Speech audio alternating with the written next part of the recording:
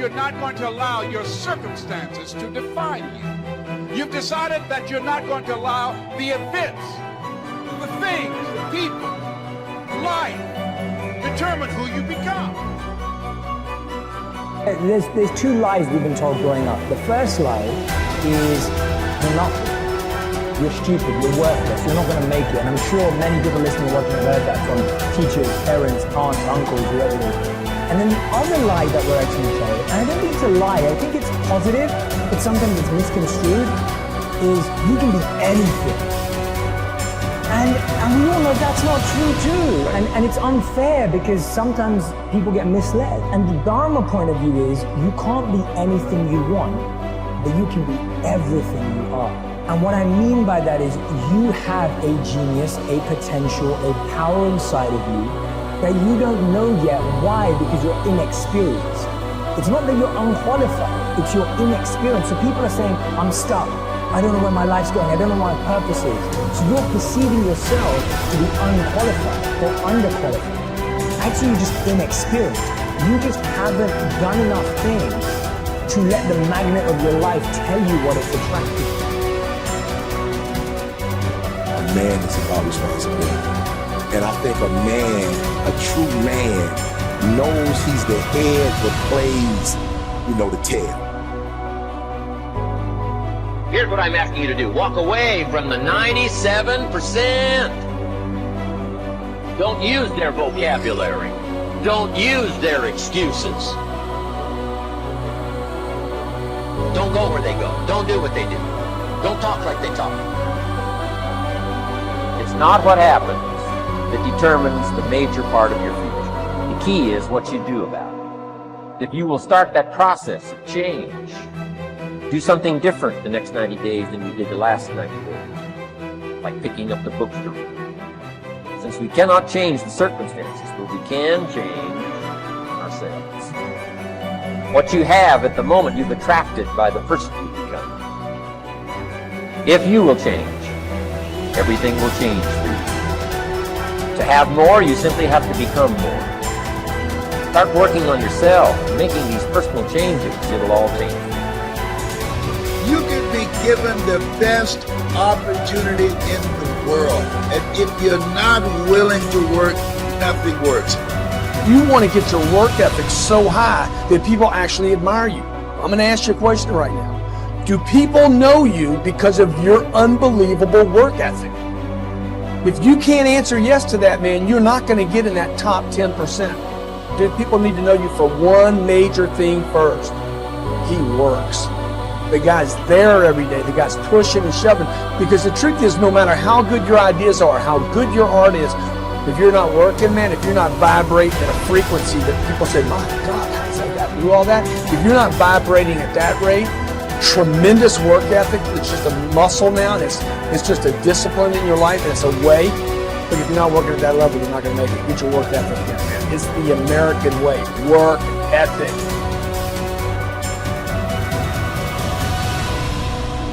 Life gives us not what we want. Life gives us who we are. When you were born, you cried while the world rejoiced. Live your life in such a way that when you die, the world cries while you rejoice. So, now what else would help you to be attractive to the marketplace besides more than one skill and more than one languages? I've divided it into five simple, basic fundamentals of ideas to ponder and think about that will increase your value to the marketplace. Could perhaps, like it did for me, multiply your income by 2, and then multiply it by 3, and then multiply your income by 4, and then by 5. And once you get there, it's not that difficult to multiply it by 10. Because all you have to do is make sure you become more valuable and more valuable and more valuable. You don't have to work on the economy. Because here's the first note. Each person's income is determined primarily by their philosophy, not by the economy. Once I understood that, then I said, well, I don't have to go to work on the economy. And the answer was no. You only have to go to work on yourself to make yourself more valuable. Albert Einstein said, imagination is everything. It's the preview to life's coming attraction. But guess what? Your imagination really is. It's the evidence of things not seen. Because your imagination, you know why it's the evidence of things not seen? Because you're the only one can see it.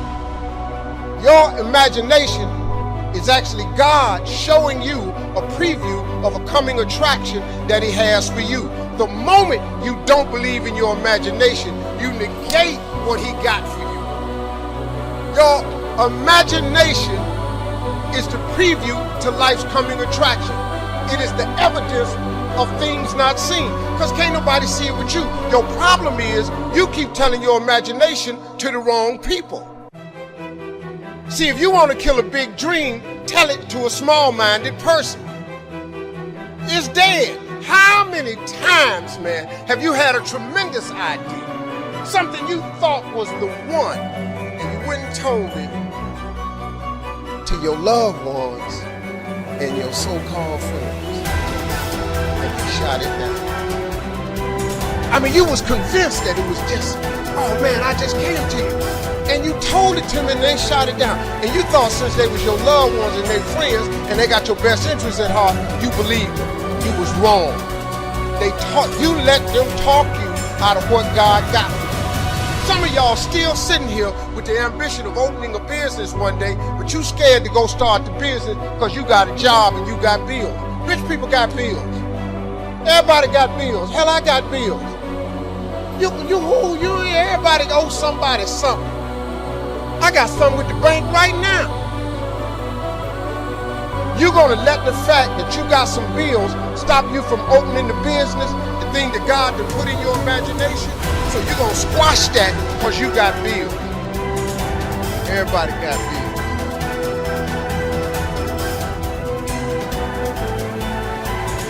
The real life is in your imagination. Grab what I'm talking about. I'm just a real dude. I don't even have the education you all have. I flunked out of school. I ain't got no education. I don't use 4-syllable words. The only 4-syllable word I know is my bank account. What I'm sharing with you is stuff that everybody can apply today. If you are sitting in here thinking that you're too old to listen to what Steve, hell, I'm 60. I'm 60 years old, but I still rely on my imagination. See, if you think you're too old to make it, let me give you a prime example. Colonel Sanders. Colonel Sanders has been frying chicken his whole life. He was telling everybody he had the best chicken in the world. Ain't nobody believed him. They turned him down everywhere. Colonel Sanders didn't get a franchise till he was in his 60s. Kentucky Fried Chicken sells more chicken than anybody in the world today. So if you're sitting there thinking because you got a little gray on you, you're too late. As long as God waking you up in the morning, that's the sign that He ain't through with you. So what you tripping for? You sitting up in here like God can't do nothing for you because you 60. Man, you know what I'm asking God for right now? And I'm 60. If you could see my vision board, you would be blown away. Because I got enough right now. I really know. But I ain't in the need business. I'm in the want business. Ain't nothing wrong with wanting something. Quit going down to these churches y'all sitting up in here going down to, keeping you in these little boxes. God got a big life for you. The only person ain't, look, and I love church. Don't get me wrong, I'm not knocking church. Don't read that. Steve don't care for the church no more. I didn't say that. But don't go down there, memorize all these scriptures, and then don't apply none of them to your life. That's what I'm talking about. Quit going down there just to go and just get a couple of scriptures and apply them to you. The smallest scripture I ever read changed my life. The scripture real simple. You have not because you asked. You see, successful people, we don't use hope as a strategy, because the minute you use the word hope, what you're saying is you have no power, you have no control over the outcome. When you give away that responsibility, you also give away that power. You have no control, you have no choice. Because people perform better when there's no safety net. People perform better in sports and everything else if you don't have a plan B. I'm telling you, I've never ever had a plan B. Like most of us, we struggle with those things, insecurities, and say, you know what? But once I get rich and I get powerful, then I'll feel good. So while you're out there striving for success, going for it, even though you feel insecure a lot, you say, I know why. It's because I don't have success yet. And that's the key, because it means that we tried. It means that we got up. It means that we cured our fear by taking action over and over and over. What will come, and whatever it is, I'm going to learn. You guys, remember, if you want to be successful, learn from the other people's mistakes. Don't learn from the successful stories. I need you to be self-aware. So I need you to remember that you are always learning. In life, you are always learning. And I need you to believe in yourself. I need you to see yourself capable, lovable, and unconditionally worthy of your future. You can go after whatever you want. You just cannot deny anyone else to go after whatever they want. You don't have to wait in line. You don't have to do it the way everybody else has done it. You can do it your way. You can break the rules. You just can't get in the way of somebody else getting what they want. The things that define you as successful existed long before you were becoming successful. The relationship with your family, the health in your body, the ability to command your arm to raise and it raises, the ability to smell the roses and to enjoy laughter, to laugh until your belly hurts, the ability to have faith and pray and see and believe in the unseen. Figure out who you are, don't apologize for who you are, and then become even greater than you naturally are at what you are. So many people float down the river of life without ever even putting their paddles in the water, just hoping and praying and dreaming and wishing that they're going to end up somewhere good. Guys, that's not how life works. You know, you have paddles in your boat, you just got to learn to use them.